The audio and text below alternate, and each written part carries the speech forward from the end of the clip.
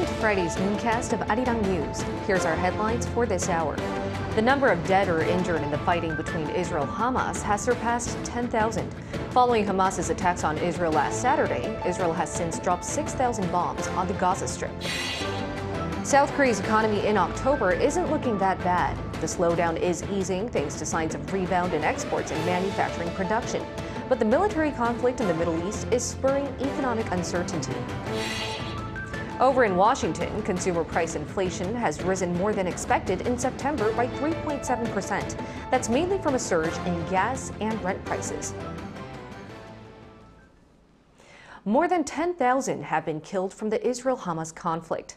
Following Hamas's attacks last Saturday, Israel has since dropped 6,000 bombs on the Gaza Strip. The U.S. Secretary of State is to visit Middle Eastern countries as Washington looks to apply pressure on Hamas. Moon-Hyeon starts us off.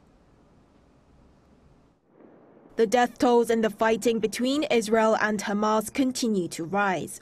Following the Hamas attacks on Israel last Saturday, Israel has launched thousands of airstrikes on the Gaza Strip, with the Israeli defense minister saying that they would wipe Hamas off the face of the earth. As of Thursday local time, the death toll in Israel has come to around 1,300, while Gaza authorities reported that the number of deaths in the Gaza Strip came to over 1,400. Including injuries on either side, the number of those who have been injured or killed has breached the 10,000 mark. Amid the conflict, the United States delivered a message of solidarity through its Secretary of State during his visit to Israel. You may be strong enough on your own to defend yourself, but as long as America exists, you will never ever have to. We will always be there by your side. Antony Blinken is due to continue his tour of the Middle East by visiting Qatar, Saudi Arabia and the United Arab Emirates in a bid to put further pressure on Hamas to release the hostages taken on Saturday.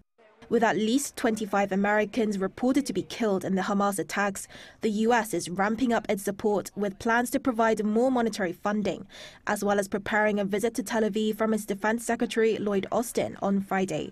In addition to showing support for its allies, the Biden administration has also stopped Iran from accessing the $6 billion of frozen Iranian money from banks in South Korea in its deal for the release of American citizens a few weeks ago. Crude oil exports from Iran may also face sanctions from Washington to cut off revenue after it reportedly provided Hamas with weapons and military training. While NATO officials have said that they do not expect the alliance to become directly involved, many countries other than the US have offered Israel military aid following a meeting between defense chiefs on Thursday. Moon-Hyeon, Arirang News. The South Korean government says it will send aircraft for Koreans who wish to return home from conflict-stricken Israel. The South Korean embassy in Israel announced in an emergency notice that the decision was made in consideration of Israel's security situation. The government is preparing to send the aircraft as early as Friday night, and the embassy plans to provide those living in or visiting Israel with relevant information, such as travel schedules, and is accepting applications for passengers via its website. Korean Air will also provide flights to Dubai, specifically for expatriates and tourists who fled to the UAE from Israel. There are about 720 South Koreans remaining, either on short-term or long-term stays. Over on to the economic front. The Israeli-Hamas conflict is adding more concerns about the global economy, especially in terms of high energy prices and inflation. While some say there's no immediate impact, others are concerned about the situation long-term. Park Kwon-woo explains. Global economic uncertainties are stemming from the recent clash between Israel and the Palestinian militant group Hamas. In an interview with Bloomberg TV on Wednesday local time, Gita Gopinath, First Deputy Managing Director of the IMF, said that broader conflict between Israel and Hamas could possibly threaten the global economy through inflation. Based on the IMF's modeling, she added if the conflict gets bigger and oil prices rise 10%, it would also cause inflation to go up about 0.4 of a percentage point 1 year later. But she also noted it's too early to predict exactly how broad the implications would be. Meanwhile, one expert noted how little of impact there has been so far on oil prices. The oil price, initially it went about 4% right after the incident, but it came down to the pre-conflict level. So the oil price so far is not the issue. So far, I would say that the incident, Hamas incident, has not had a significant effect upon Korea as well as on the global environment. However, another expert warned about what could happen to the Korean economy if the Israeli-Hamas war continues longer. If the war continues, global economic uncertainties will rise, leading to a deeper global recession, and this could negatively impact Korea's trading and the country's economy. The Bank of Korea recently announced that exports are projected to improve in the fourth quarter, but the Israeli-Hamas conflict could now hinder things in that regard. Also, following concerns about energy supply during winter, South Korea's second vice industry minister Kang Kyun-sung on Thursday met with gas company executives to discuss the issue. He told them that the government will cooperate with the gas industry to balance the supply and demand of gas, especially during winter. Park Gun-woo, Arirang News. In the meantime, North Korea is on pace to deploy nuclear-armed ICBMs that could challenge U.S. missile defenses. That's according to a new congressional report. According to a congressional commission on the strategic posture of the United States report released on Thursday local time, North Korea continues to expand and diversify its nuclear forces, posing a greater threat to Washington and its allies. It also said the regime may be preparing for a nuclear test to enable tactical nuclear operations, while adding that its chemical and biological weapons program also continue to be of great concern. The commission predicted that for the foreseeable future, North Korean leader Kim Jong-un will remain committed to expanding his country's nuclear arsenal and maintaining nuclear weapons as a centerpiece of his national security structure.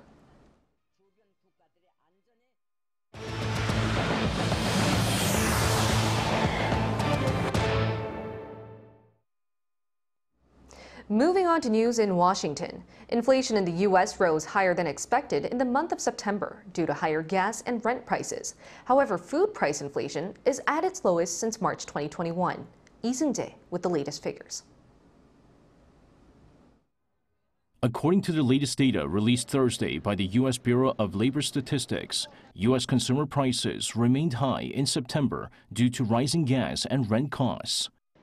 The September Consumer Price Index rose 3.7% on year, holding steady with August's on-year gains, but slightly higher than economists' expectations of a 3.6% rise. On month, inflation was up 0.4%. Statistics also show that the Shelter Index, which is largely a measurement of rental leases, as well as the implicit rental value of owner-occupied properties, accounted for 70% of the monthly core increase and more than half of the overall monthly increase.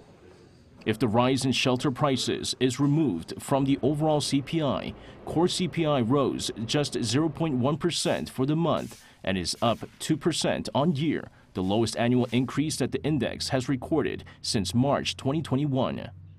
Also, food price inflation is at its lowest rate since March 2021, matching the month's on-year rise of 3.7%. It also marks the first time since early 2022 that food prices did not outpace overall inflation. Meanwhile, U.S. stocks sank on Thursday, ending a 4-day streak due to the unexpectedly high inflation reading, which sparked concern about higher interest rates by the U.S. Fed before the end of the year. The Dow Jones Industrial Average shed 0.5%, with the tech-heavy Nasdaq also sinking 0.6% on the day. Lee Seung-jae, Arirang News. South Korea's economic slowdown continues to ease thanks to signs of a rebound in exports and manufacturing production. But economic uncertainty still remains due to the outbreak of military conflict in the Middle East. Our business correspondent Shin Ha-young has more. South Korea's economic slowdown is easing according to the Finance Ministry's latest Green Book released on Friday. The ministry's description of the country's economic slowdown has changed to gradually easing from the previous report's partially easing. This is mainly due to signs of a rebound in exports and manufacturing production. Despite uncertainties like increased global oil price volatility, the slowdown in our economy is gradually easing into recovery. A rebound in exports and manufacturing production, including semiconductors, an improved services sector, and sustained employment growth have contributed to a mitigation of the economic slowdown. The manufacturing production index in August increased by 5.6% from the previous month, marking a rise for the first time in 3 months. Particularly noteworthy was the significant rebound of 13.4% in chip industry. Exports in the third quarter decreased by 9.8% on year, the lowest decline since the fourth quarter of last year, when exports began to decline on a quarterly basis. The government continues to see a cool down in inflation, but pointed out the increased volatility in global oil prices as a concerning factor.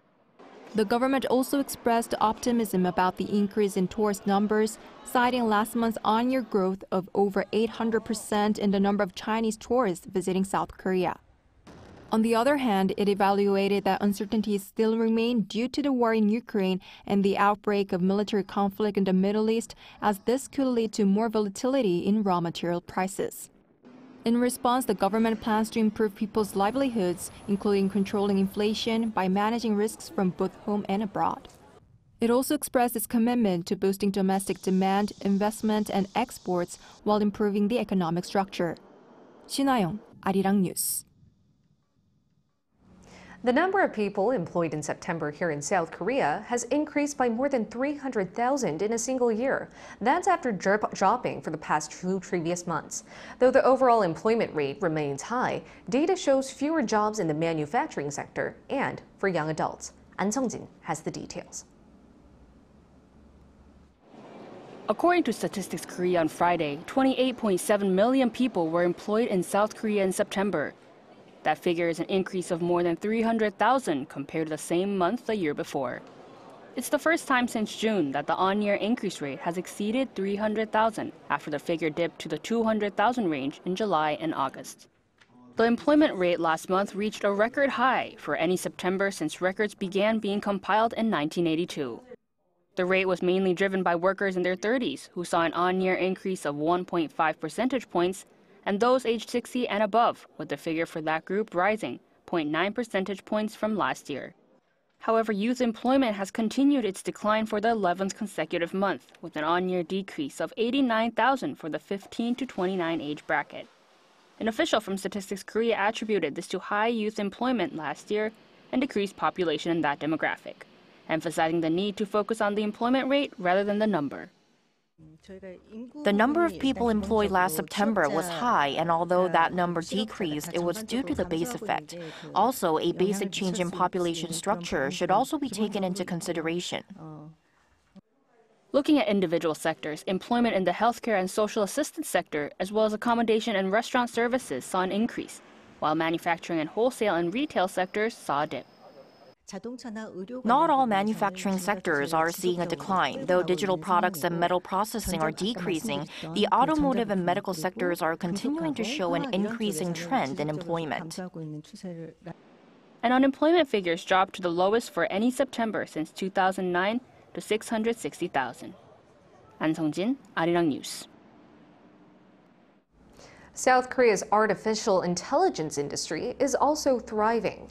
The Federation of Korean Industries on Friday released results of the Global AI Index from British data analytics company, which showed that South Korea's AI industry ranks 6th out of the 62 countries. That's 2 spots higher than in 2019. The data also revealed that South Korea has the most AI-related patents after the United States and China. Samsung came top for the total number of patents registered, above companies including IBM and Google.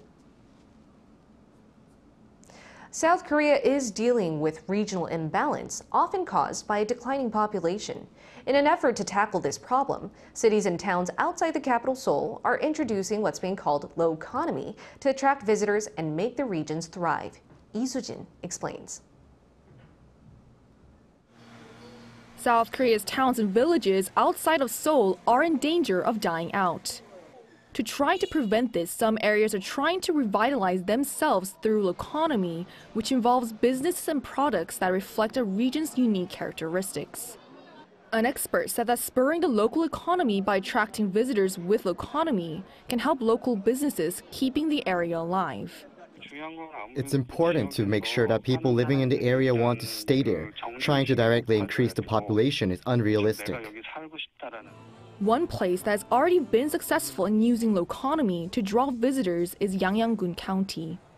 Originally a small fishing village, it promoted a feature that made it unique: beaches that are ideal for surfing.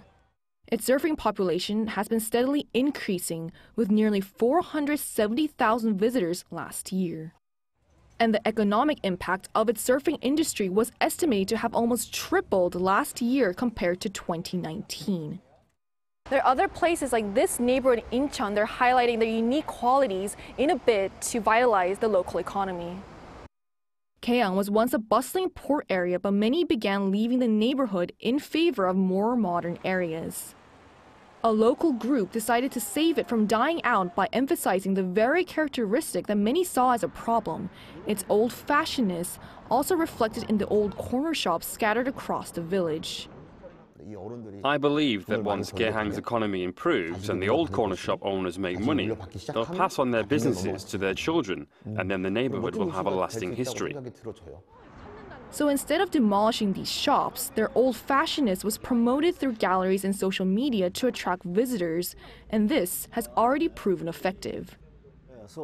People from Seoul also began to place orders as they discovered my shop on one of their visits to Gehang.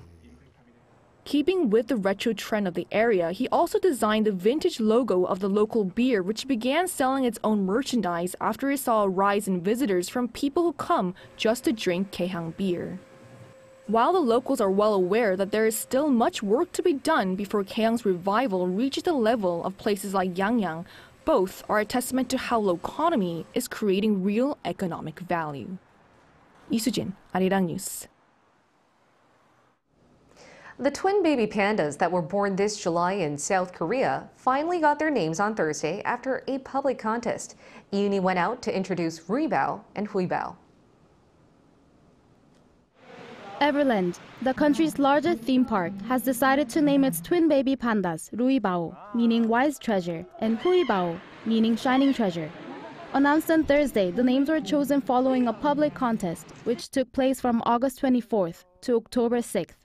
A brief media day event was held the same day, where Everland zookeepers introduced the twins in front of the cameras and some invited guests, capturing hearts as they made their entrance. The firstborn, Ruibao, weighed 180 grams at birth, while the younger, Huibao, was just 140 grams.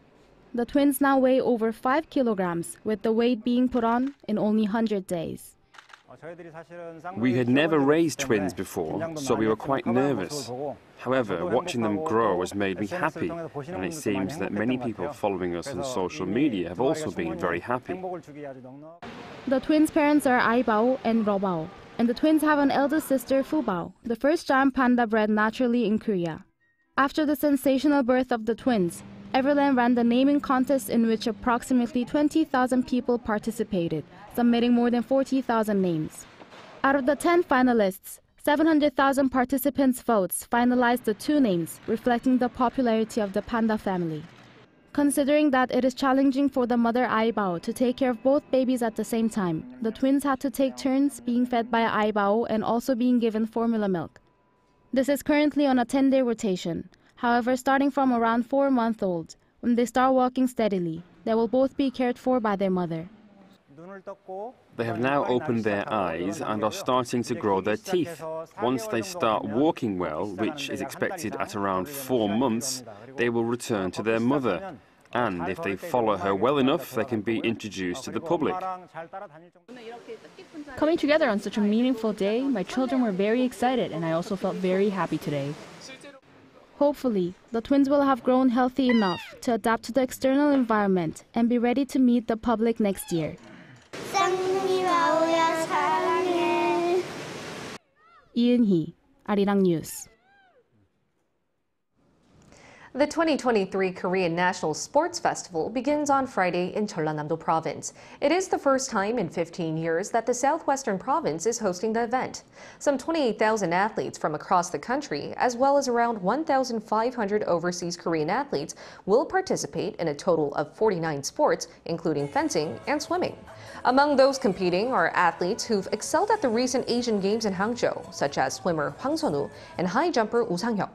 The opening ceremony will take place at 5:30 p.m. Korea time at Mokpo Sports Complex.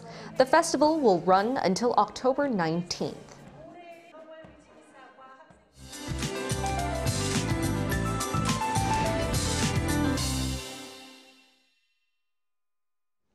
Good afternoon. We're wrapping up the week under cloudier skies today, and big temperature swings continue across much of Korea, with highs rising to the 20s this afternoon again. But overall, nice and calm weather. Highs are similar to yesterday. Seoul and Daejeon are having highs that are a few notches lower than yesterday at 22 degrees Celsius.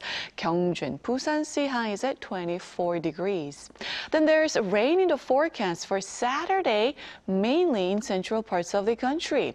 5 to 40 millimeters of heavy rain in store, falling at 20 millimeters an hour at times with thunderstorms. So if you're planning outdoor activities, have an umbrella handy.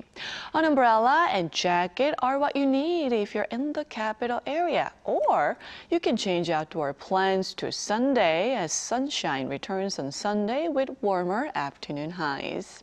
Now, and the weekend's rain brings cooler air to the country next week under mostly sunny skies for most of next week.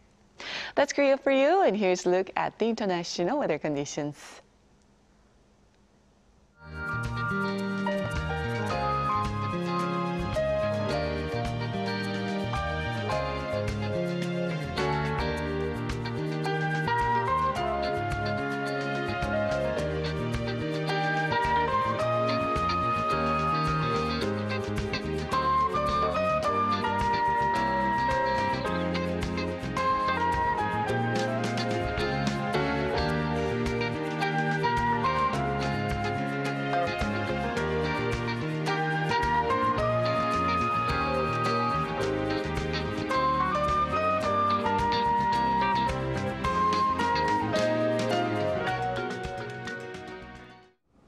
As usual, let's end off with Anchor's Pick, where I deliver my insight on the top news this hour. Who's the Hezbollah and what do they have to do with the Israel-Hamas conflict? Hezbollah is a close ally to Hamas, but unlike the Palestinian militant group comprised of Sunni Muslim, Hezbollah is a Shiite Muslim organization. Both groups are believed to receive financial and military support from Iran, as they have a common objective: obliterating Israel. The more we're seeing attacks in Israel's northern border led by Hezbollah, the more experts are worried that Iran is eyeing a chance to directly attack Israel. A war with Hezbollah may turn regional, veering in countries like Syria, Iraq, and Yemen. And making sure Israel doesn't open a second front in Lebanon is key. But that key seems to be in the hands of Hezbollah. That's all we have for Friday's noon edition of Arirang News. We'll see you again at the same time next week.